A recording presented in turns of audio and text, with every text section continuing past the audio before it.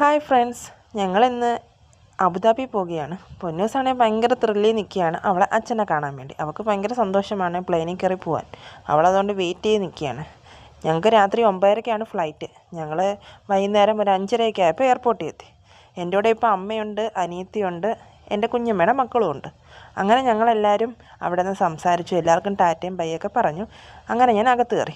ഞങ്ങൾക്ക് ബോർഡിംഗ് പാസിന് ടൈമായി. അങ്ങനെ ഞങ്ങൾ ബോർഡിംഗ് പാസിനുള്ള ക്യൂ നിന്നു. ഭയങ്കര തിരക്കായിരുന്നു. പൊന്നൂസിനാണെങ്കിൽ ക്യൂ നിൽക്കുന്ന ഒട്ടും ഇഷ്ടമല്ല. ആൾ തൂങ്ങിയൊക്കെ ഇങ്ങനെ നിൽക്കുക. എന്നാലും കുറേ നേരം ആൾ വെയിറ്റ് ചെയ്തു.